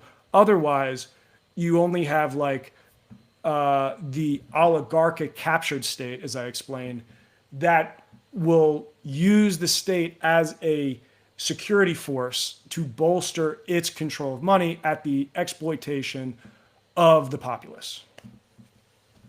One of, yeah, and this is a bit of a non sequitur, but I want to get to this before we start wrapping this up. One of the things that you talked about that was really interesting is the sense in which like stablecoins and Tether specifically is like a private money pegged to a public money that has received in some sense a bit of a blessing from the government, from the United States and stuff like that. And there was one quote from your longer version of the article that I wanted to pull out here for the audience. The dirty little secret of the US government stablecoin strategy is that it vacuums up global dollar flows that would otherwise stay outside of the domestic borders of the US because they would never pass regulatory scrutiny. To whatever degree a poor third worlder uses stablecoins, as self-proclaimed humanitarian stablecoin advocates suggest, to get the benefit of the stability of a dollar financial infrastructure, they can only do so because stablecoins don't provide the same level of regulatory scrutiny the traditional dollar financial infrastructure does. This humanitarian argument is an admission of the regulatory evasion. So I wanted to kind of bring that up because I thought it was one of the important points, and one that like Cas and I have talked about a couple of times on here. Like I think we talked about this a little bit when Boaz was on here, in that like these stable coins, they do provide a valuable service to people who otherwise might not be able to access dollars. But then you have to open up the question, like what regulatory structures were preventing those people from accessing dollars? And why did those structures exist in the first place? And so I thought it was interesting how you walked through how like this infrastructure exists as kind of a way to repatriate and almost kind of, this isn't quite the right language, but kind of like fence in or still get some of the advantage of the untouchable global dollar flows. Do you have any thoughts you want to add to like this shadow dollar infrastructure? So this is where Bitcoin and wider crypto has evolved to. So we walked through this history, the original prototypical version of Bitcoin, the scaling war versions of Bitcoin battling it out, the kind of in between Bitcoin getting through some bear market territory, like the rise of FTX and like kind of like 2021 through 2023 and that kind of boom happening, and now the recent boom, which is very like government related. And so like the final crescendo of Bitcoin and crypto is that it is like a tool of the US government. And so that operates on two levels. The first is exactly what you described from my essay, is that there are all these dollar and dollar-like instrument flows going on around the world that cannot access the traditional US financial system because of like, you know, they would not pass the mustard of scrutiny. Like if they could, they would. So like it's self-evident.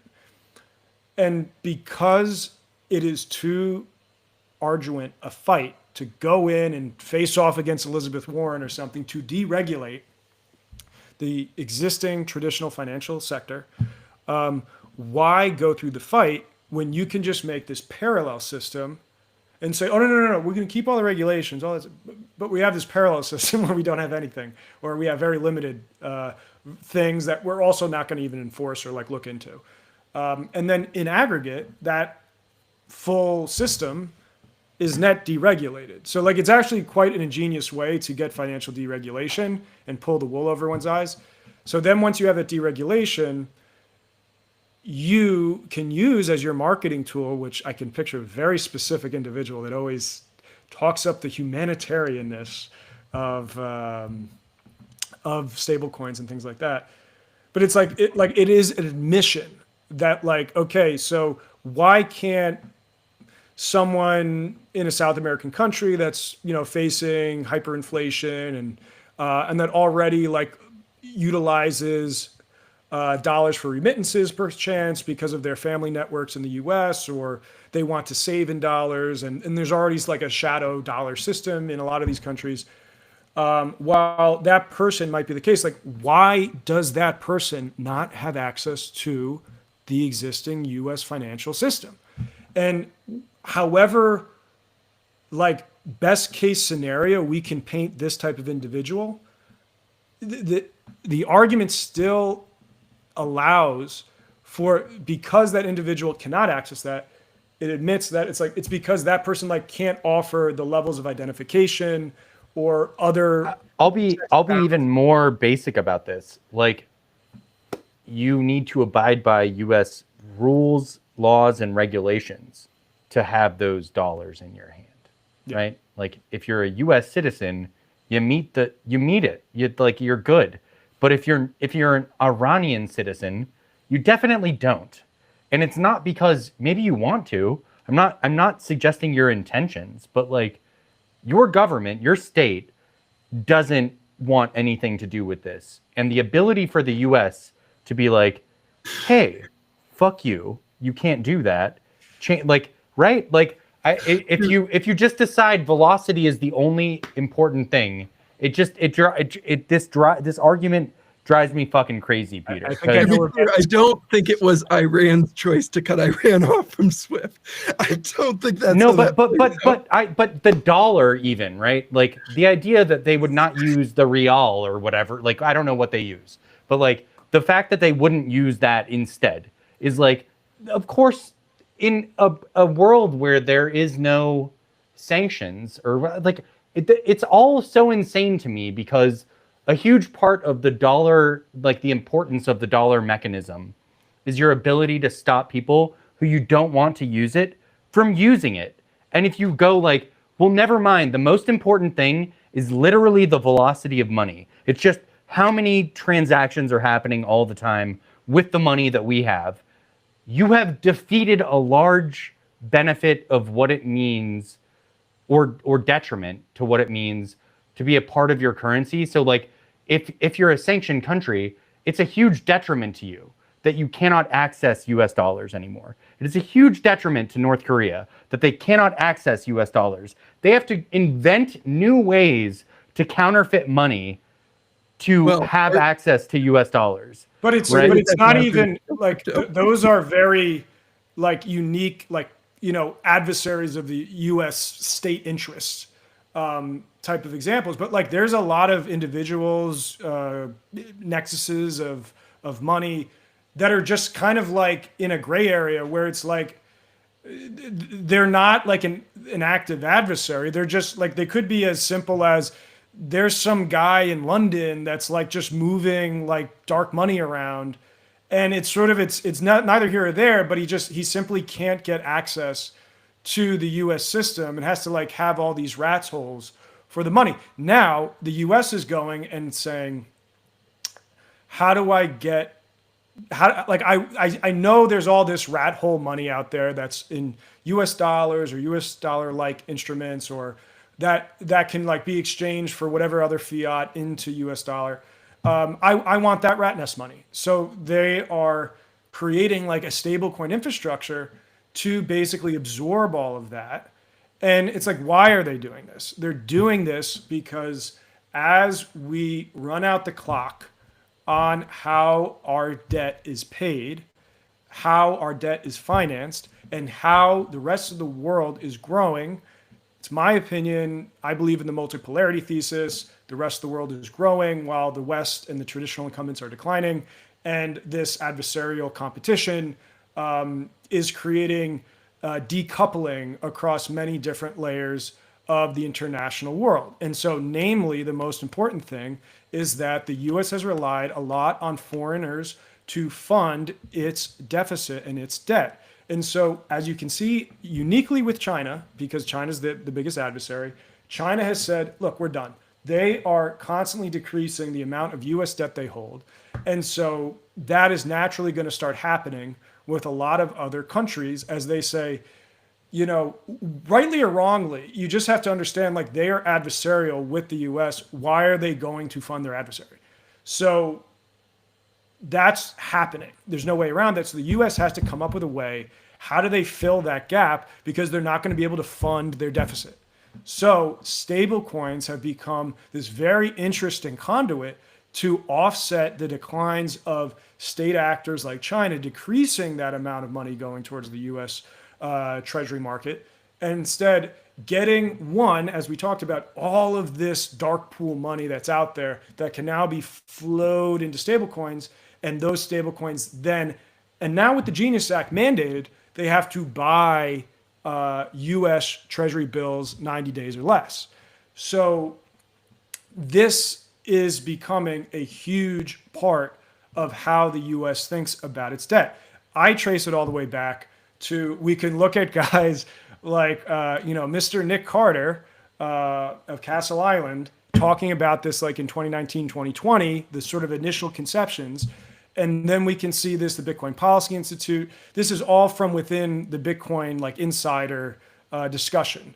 You could even say Seyfedin Amous was like critical in using the way that he conceived of Bitcoin as a settlement layer instrument for central banks exclusively, as a way of folding this into the absorption of like a US state interest. And so that's where we fast forward. And the first real indication the state is thinking this way is that Paul Ryan comes out like about over a year ago in a Wall Street Journal op-ed. He says all this. He says stable coins are supplying new demand for US treasuries as we see China and other countries declining in their appetite to buy our treasuries. So this is like GOP stalwart Paul Ryan, no relation, saying the quiet part out loud. Hey, stablecoins are a great way to do this. Let's keep this going. And then all of a sudden, this is one of the most like interesting inflection points for me, is that not saying Donald Trump is like good for doing this, but I'm saying his position always was that crypto is bad for the US dollar. And that was his position from 2015 to like 2024. And so he was saying this constantly, even though within the first term, you could say like his underlings were doing things to aid and abet the crypto markets. But then like in 2024, like he starts this like complete 180 pivot where he's all in on the crypto. Maybe you could say that's just him doing very trivial, lobby, like the crypto people lobbied him. They gave him money. He said, fine, I don't care. I don't have real authentic positions. I'll now take this position because who cares? But the reality is, I think, not so much him, but the collection of people around him basically won this argument that Paul Ryan made, that stable coins are needed to fix this problem of us not being able to fund the US debt. And so now you see this huge groundswell of Republican argumentation for this. And so now we have the Treasury Secretary, Scott Bessent. All this guy can say now is that stable coins are going to bail out the US debt. We're thinking stable coins as a total supply are going to go to like 3 trillion by 2028. I believe that's a citation he's using from like a Citibank report that made that claim. I looked at all like kind of different researchers, financial institutions. I made my own bottom up, top down analysis. I think on like if the government keeps supporting this as it's doing, like 3 trillion to 5 trillion by 2030, like that's not crazy. And when you think about that, that is like, it's not that we have to replace 37 billion of of US debt overnight with stablecoin supply. What we have to do is the delta that we lose each month, we have to turn that over into stablecoin demand. So that's a much more doable strategy. And when you think about that trajectory from now to like trillions in stablecoin value, that is doable based on the run rate that all these guys are talking about. So one, the dark pools and pushing that in to treasury demand is the reason the U.S. is so supportive of this.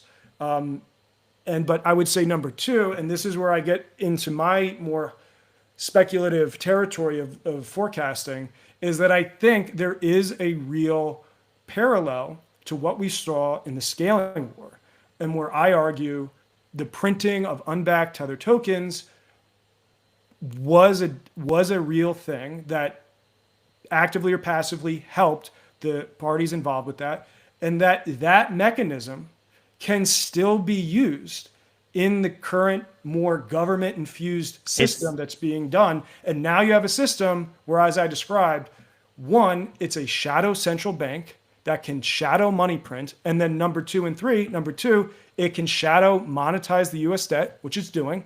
And then number three, it can shadow quantitative ease. And so this is where like the third leg of the stool comes in, where if they can push that shadow printed money into the equity markets, well, now you just create a really perverse incentive for all the corporate incumbents to back this strategy.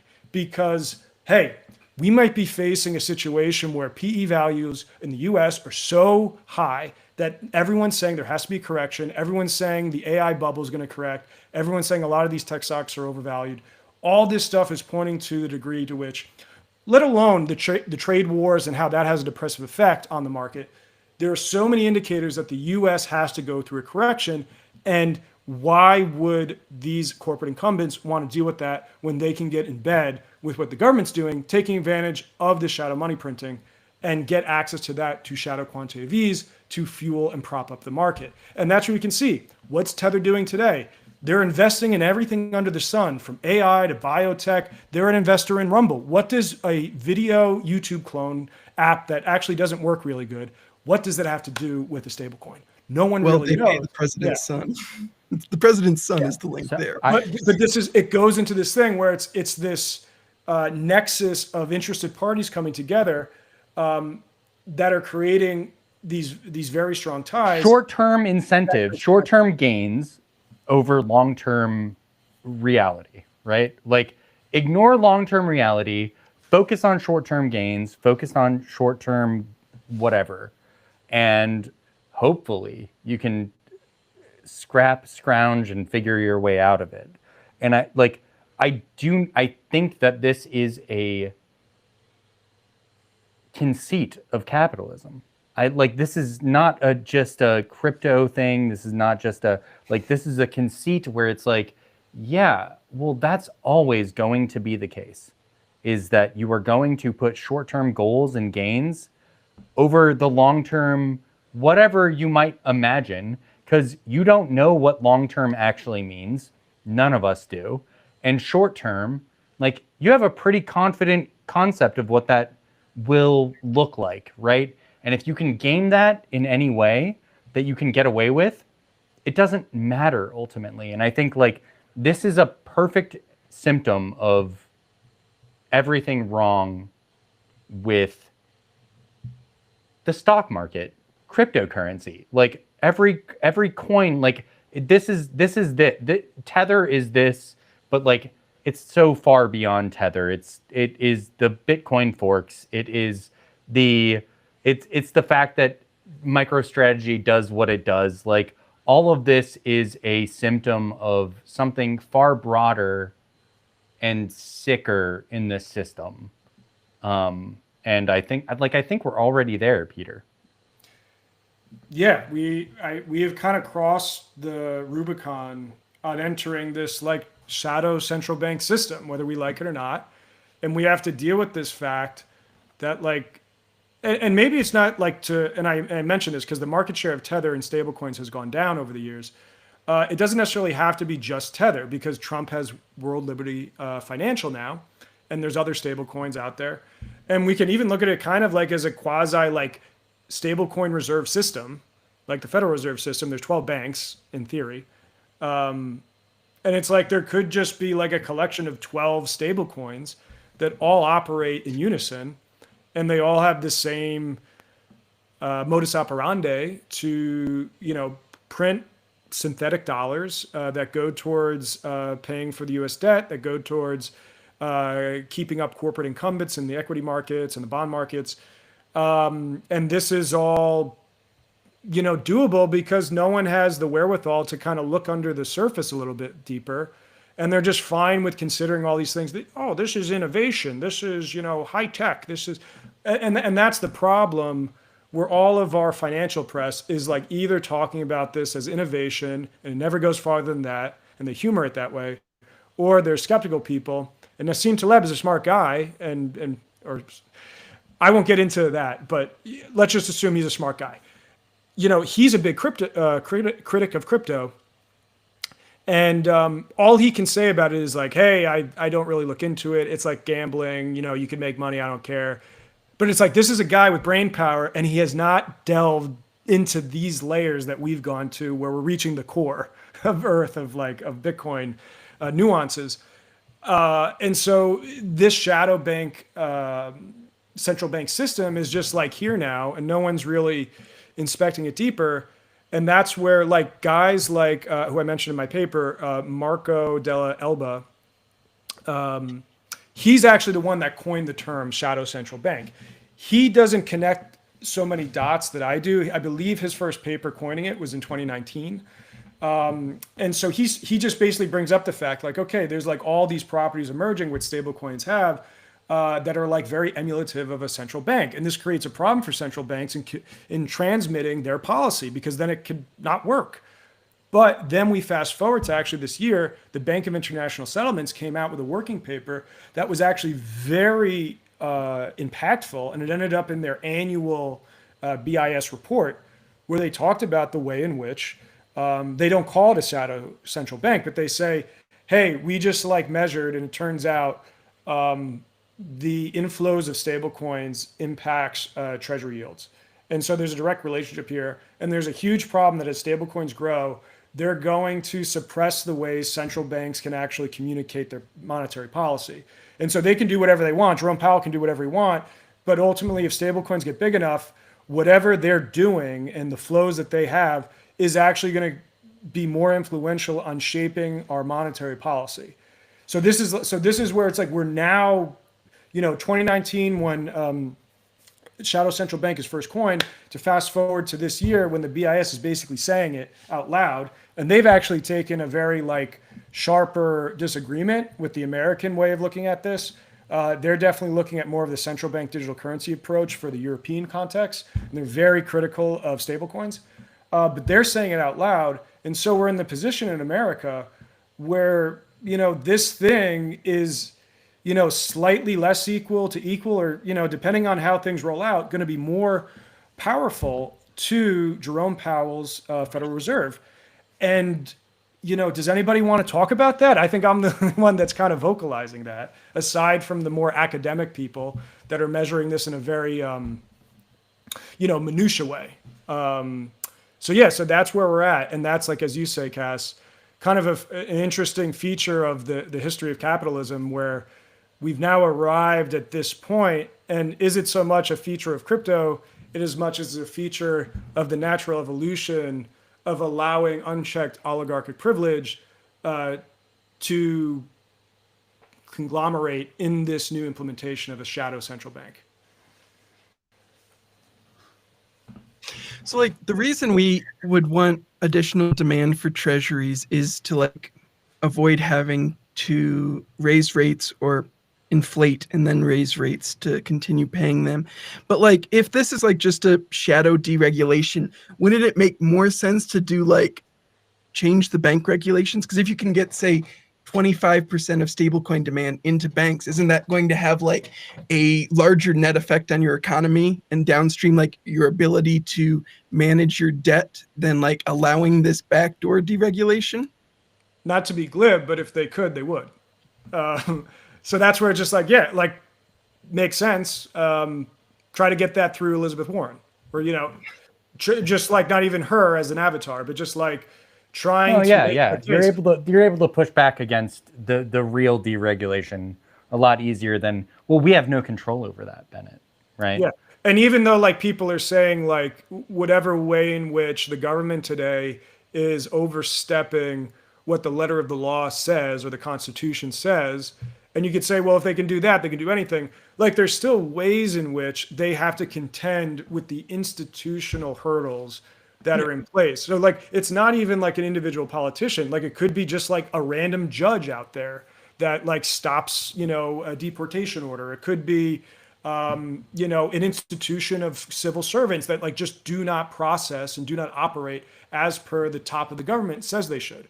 So these are problems that, however,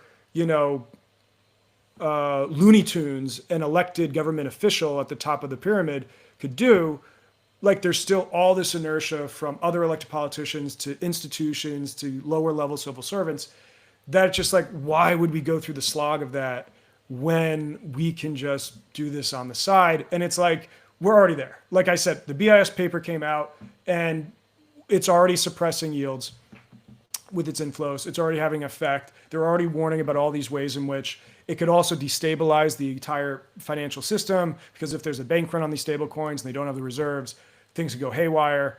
I could talk about too, like there's like, just as a theoretical, like there's a bug that freezes all transactions on one of these blockchains. You know, Tether's making its own native blockchain.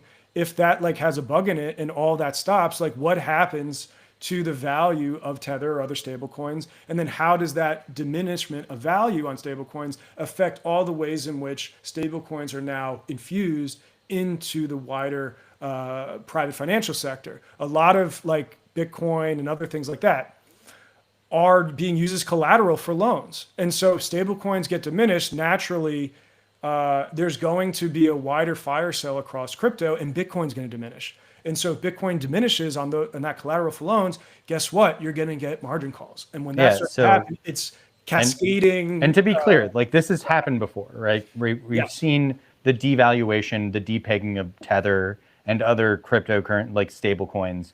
And we have seen there is a cascading effect to this type of thing. We haven't necessarily seen it in treasuries, but the idea that we could, I'm not surprised by that at all. That doesn't even make me blink. I think that is very real. Just to add to one bullet point of that, something that was an epiphany for me of like doing some of the deep just research of doing this in real time in the 2010s, is that like everyone's saying during the hyperinflation period of Venezuela, that like crypto became such of a big thing for them. And when I started to like really look into that, it's like the narrative is that all these Venezuelans are like, oh, Bitcoin's great. Everything Bitcoin, Bitcoin, Bitcoin. I'm using Bitcoin. But in reality, all they were doing was using Bitcoin as a middle layer to get out of Venezuelan fiat currency into US dollar fiat currency. That's right. So none of them were actually, funny enough, they weren't holding it as a store of value. A lot of crypto 501c3s and otherwise were talking about helping Venezuelans. And I noticed that stopped. And it's exactly because of what you're talking about, where they weren't using crypto to hold value.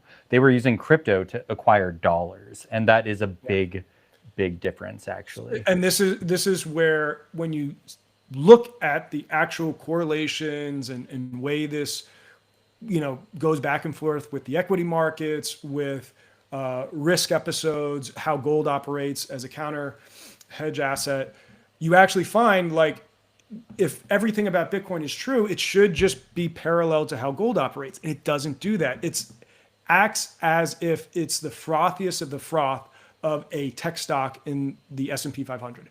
That is how people see it outside the religious zealotry of Bitcoiners.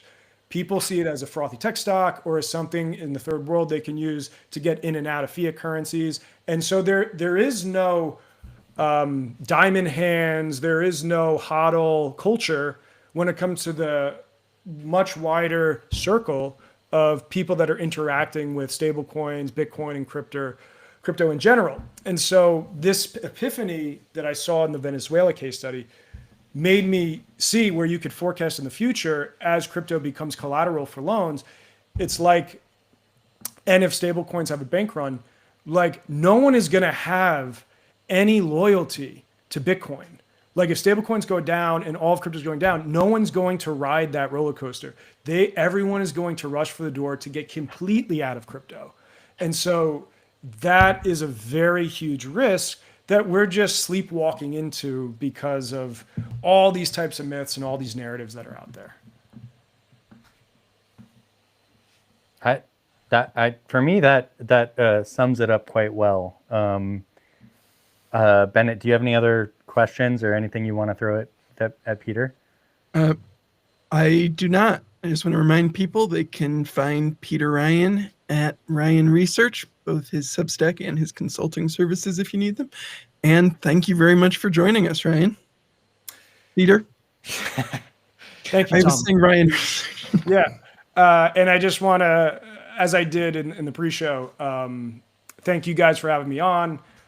You guys, as I said in my essay, have been a stalwart duo in criticizing Bitcoin, but that almost like trivializes it, where it's like you are doing real journalism of chasing down leads, of fact checking, of really doing the Lord's work in providing something that just should be like inherently there, which is unfortunately not really the case broadly. So I think people should really commend you guys for what you've done over the years, the platform that you provided for people, and for being like an essential reference. Is like the more I've gotten into like the study of history and how historians work, I'll just keep buttering you guys up. They will go back to Crypto Critics Corner and all of that, and it will be an essential reference text and primary source for understanding the history of the emergence of this industry. Literally exactly what I would love to hear as someone who's done this for fucking free for way too long to be like, yeah, exactly. I want people to talk about this in 10 years and reference. I don't know how you monetize that, but it's going to happen.